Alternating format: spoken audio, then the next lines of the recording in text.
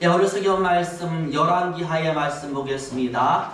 열왕기하 4장 8절에서 17절까지 말씀 보겠습니다.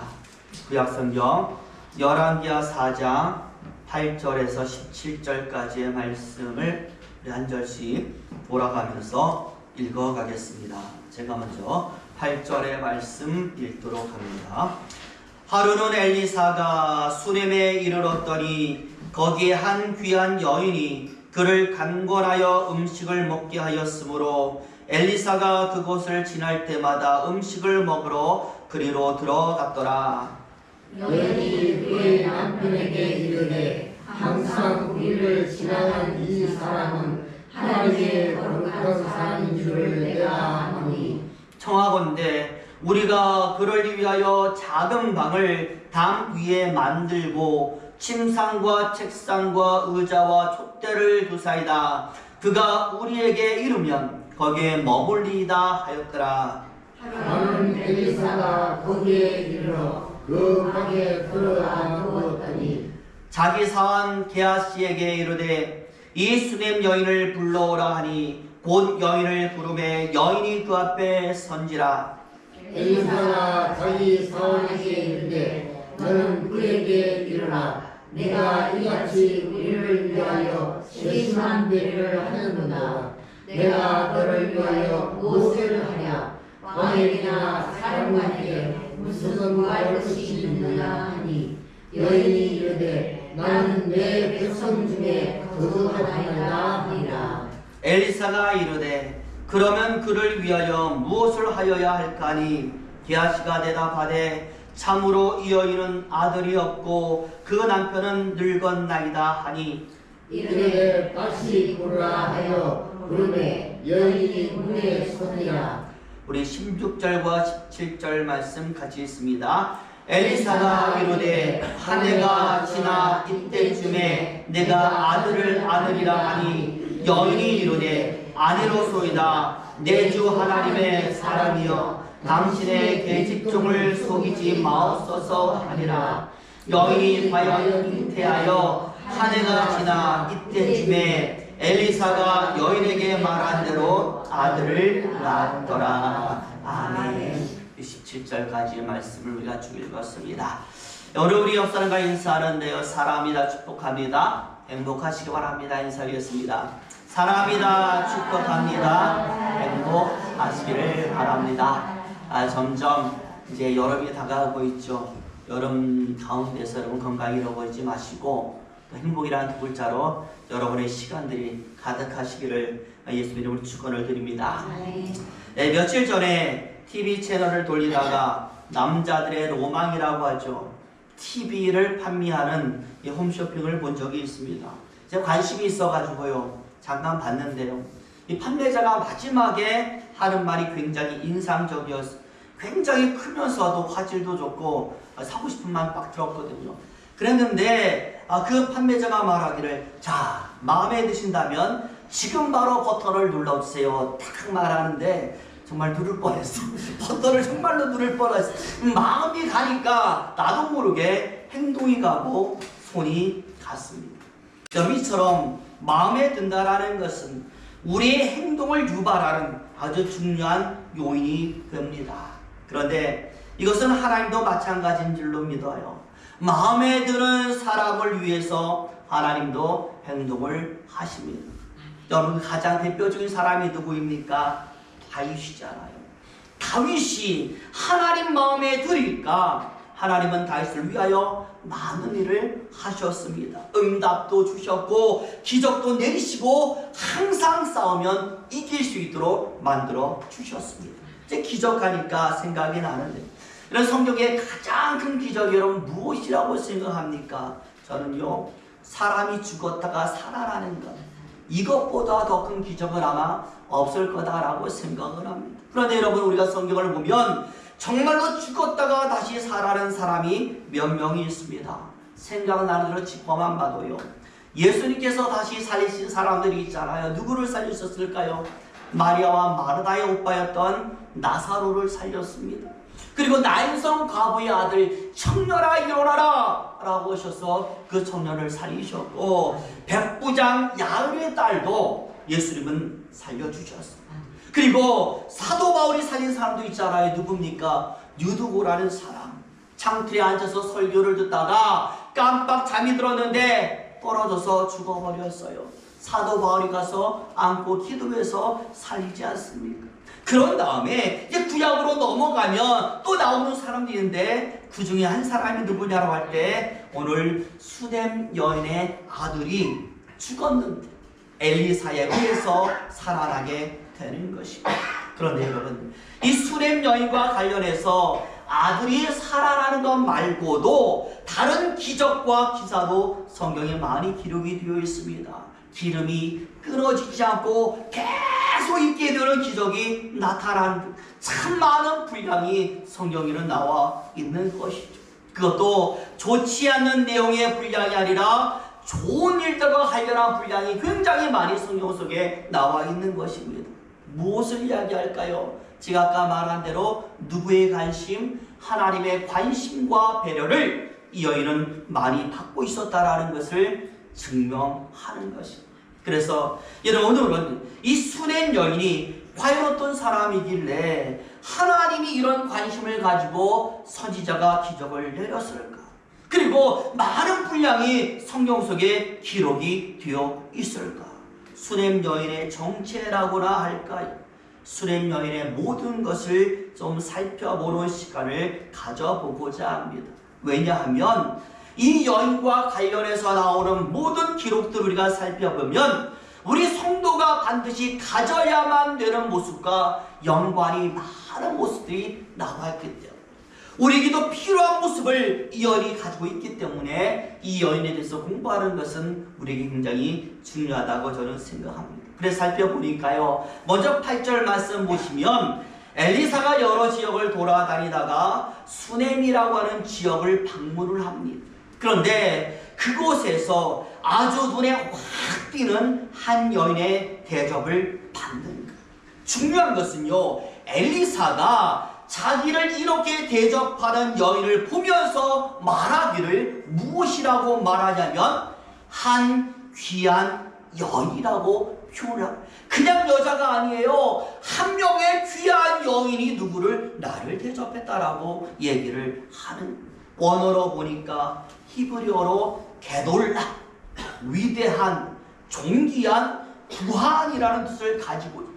부하면서도 존귀하고 위대한 여인이다라고 말합니다. 게다가요, 시제라든지 문맥 같은 것을 살펴보면 엘리사가 보니 귀한 여인이 되는 게 아니라요, 그 지역에 이미 동네 사람들에게 귀하고 존귀하게 대접을 받고 있는 사람이라고 엘리사가 말. 내가 보니 귀하다가 아니라, 하나님이 보니 귀하다가 아니라, 이미 동네 사람들이 이 여인을 귀하고 존대하고 대접을 하고 있었다. 마을에서 부유하면서도 존경받는 여인이다라고 그렇게 엘리사가 표현을 하는. 여러분들 알다시피요, 부자면서 사람들의 존경을 받는다라는 것 여러분 쉽지 않습니다. 구제를 하나 하더요, 가난한 사람 하면 박수치고 칭찬하지, 부자가 하면 뭐가 많으니까, 돈이 많으니까 당연하다고 생각하는 것이 사람의 심리예요. 절대 칭찬은 해도 존경까지는 하지는 않습니다. 그런데 존경을 받고 있다라는 것은 그 가운데 뭐가 있어요? 진실함이 보였기 때문에 존경을 받는 거예요. 게다가 이 사람들은 유대 사람들 아니겠습니까? 하나님의 사람으로서의 진실함이 보이는 것이고, 삶의 모습을 통해서 나타나고 있는 성실함과 덕, 모든 것이 이 여인에게서 풍겨져 나오기 때문에 사람들이 존경을 하는 겁니다. 한마디로 말해서 뭐 받아요? 본받을 만한 여인이다라고 스스로가 생각을 하는. 솔직히 저와 여러분들, 부자 되는 거 싫어하는 사람이 어디 있습니까? 저도요, 돈 좋아합니다. 누가 돈 주면 선물 주는 것도 더 좋아요. 이게 사람 아니겠습니까?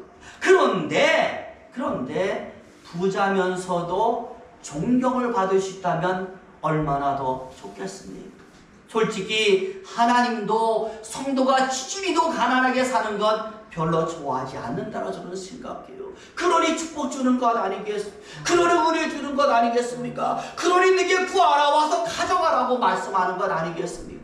그러니 이미 하나님 우리를 축복하시기를 원하고 우리가 부하기를 원하신다라면 이제는 우리가 부하면서도 축복받으면서도 다른 사람에게도 존경받고 부드러워할 수 있는 그런 모습을 더하여 가지는 것이 우리에게는 중요한데 이 여인은 바로 그것을 가졌다라는 것. 그러니 저와 여러분 부디 이 여인에게 칭해졌던 한 귀한 여인이라는 게돌라, 좀 발음이 이상하지만 이것이 저와 여러분을 향한 호칭이 되기를 부디 예수님으로 축원을 드립니다. 부디 여러분 부유하시고요 존경도 많이 받으시기를 예수님 이름으로 부탁을 드립니다. 이제 두 번째로 이 여인에게 볼 수 있는 두 번째 특징은 모든 신앙인들에게 공통적으로 나타나고 있는 열심이 보여지고 있습니다. 누구를 향한 열심이냐라고 할 때 하나님과 관련한 것들을 향한 열심이 보여지고 있다라는 거예요. 여러분 본문에 보시면은요 엘리사가 먼저 이 여인에게 접근한 것이 아니었습니다. 엘리사가 지나가는 것을 보고 이 여인이 먼저 접근을 했습니다.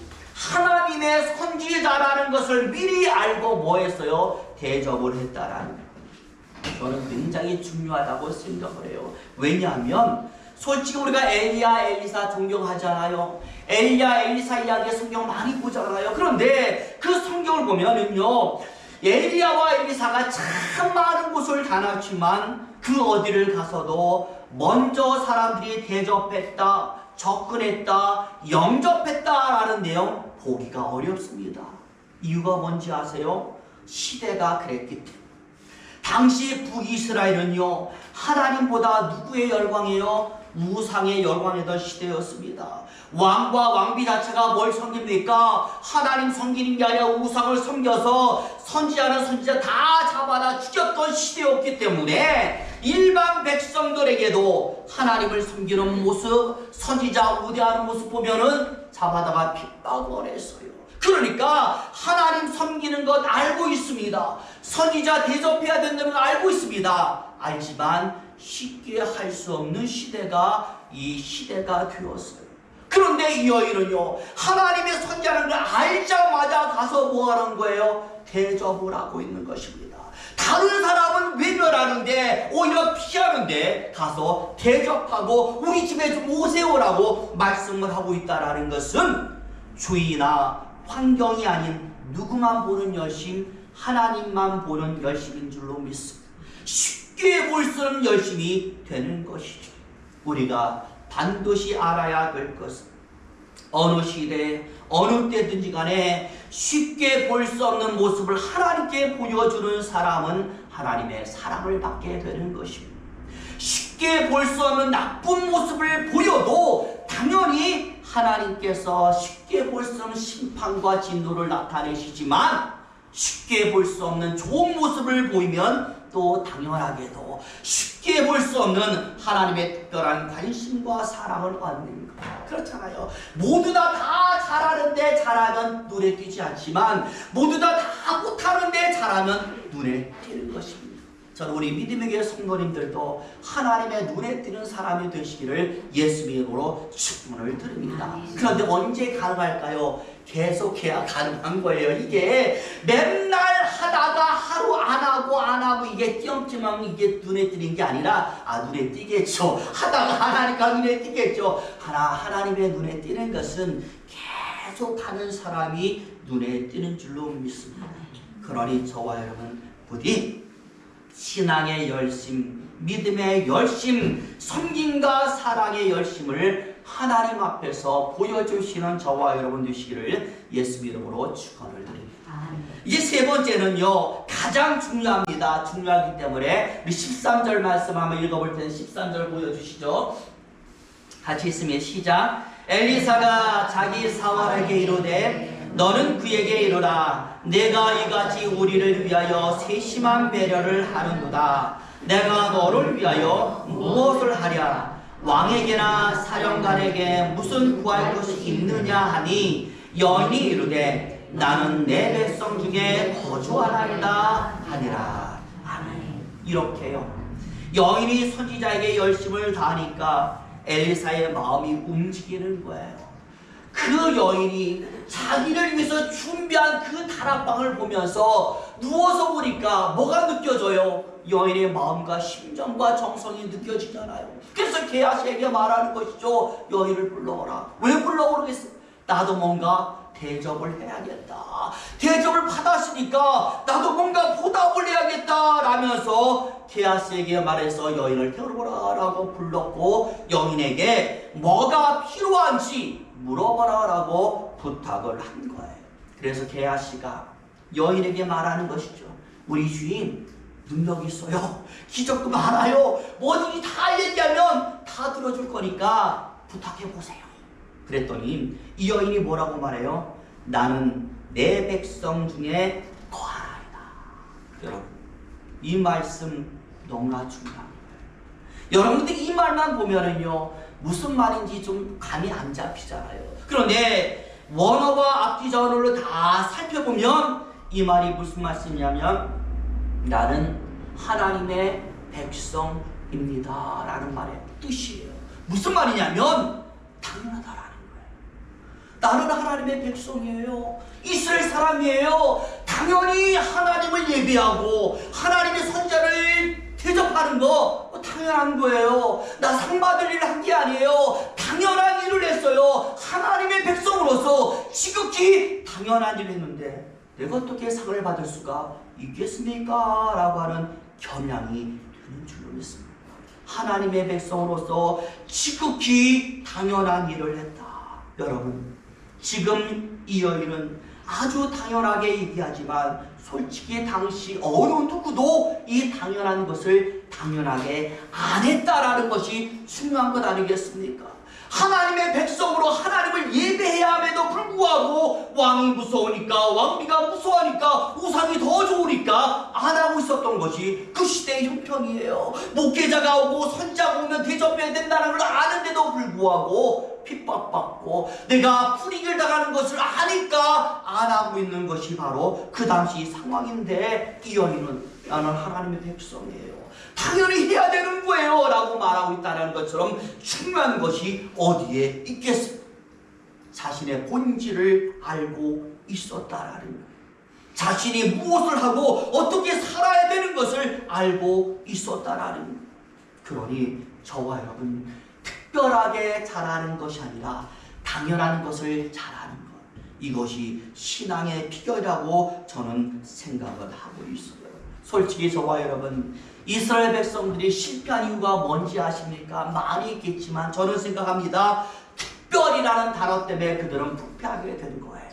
하나님의 선민이다라는 특별함을 너무나 강조했기 때문에 그들은 망했어요. 특별하게 생각하니까 우리는 특별하다, 특별한 민족이다. 그러니 당연히 뭐 받아요? 특별한 대접이 있어야 되는 것이고, 특별한 은혜가 있어야 되는 것이고, 특별한 사랑이 있어야 되는 것이고, 기적을 내려도 우리는 특별한 기적만이 있어야 한다라고 생각을 하는, 그러다 보니 특별한 것만 하고 지극히 당연하고 지극히 작은 것에 소홀히 했다라는, 여러분 우리도 마찬가지 아니겠습니까? 제가 언젠가 말씀을 드린 것 같은데요, 교회 앞에다가요 특별이란 두 글자를 붙이면 성도님들 정말 잘합니다. 그냥 새벽기도 안 하고요, 특별 새벽기도 하면 잘 나와요. 그리고 그냥 예배하는 거요, 특별 심령대 뭔가를 막 거창하게 갖다 붙이면요 성도님들 많이 나와요. 부활주일 예배, 추수감사주일, 성탄절 예배 안 믿는 자들도요 그런 예배는 다 나와서 예배 드려서 뭐 하고 가거든요. 그런데 여러분, 일반 주일 예배는 매주 있어서 그런지 한두 번 빠지는 것 예사로 여기는 것이 솔직히 저와 여러분들의 마음 아니겠습니까? 신앙은요 특별하게 잘하는 사람이 이기는 싸움이 아니라 당연한 것을 지극히 당연히 잘하는 사람이 승리하는 싸움인 줄로 믿습니다. 지극히 당연한 기본을 잃지 않고 잘하는 사람, 그런 사람 하나님도 당연히 잘하게 되어 있습니다. 내가 당연히 하나님께 잘하는데 하나님도 당연히 나에게 잘하시지 않겠습니까? 돼지가 그랬대잖아요. 어떤 사람이요, 매일같이 머리를 쳐박고 먹기만 한 돼지를 보고 너는 먹기만 하니까 살이 찌고 그렇게 목이 탁탁하고 이렇게 두꺼우니까 너는 평생 하늘을 못 보겠구나. 돼지 보면 목이 두껍잖아요. 고개를 못 올리니까 너는 평생 아래만 쳐다보고 하늘을 못 보겠구나 라고 그렇게 얘기했더니 돼지가 어떻게 한지 알아요? 팽 하고 누워버리더래요. 누워버리니까 무서워요. 하늘이 보이잖아요. 야, 불가능한 게 어딨어. 뒤집어 버리니까 하늘만 잘 보이는구만. 생각만 조금 바꿔도 신세계가 열리는 것입니다. 여러분, 발명왕 에디슨, 솔직히 많은 것을 발명하지 않았습니까? 그런데 제가 이 발명한 에디슨의 그 전기를 보면서 감동받은 것이 하나 있어요. 이 에디슨도요, 포기 굉장히 많이 했대요. 하다 안 되니까 포기하려고 생각이 얼마나 많은지 몰랐다. 예를 들어서요, 이 에디슨이 전기를 발명했잖아요. 백열등. 그런데 이 백열등을 발명하는데 무려 1267번을 실패한 거예요. 그러니 하고 싶은 마음이 있겠습니까? 아, 이거 안 되는 보다 라고 이렇게 손을 딱 놓으려고 하는데 친구 한 놈이 찾아와서는 이런 얘기를 했다라는 거예요.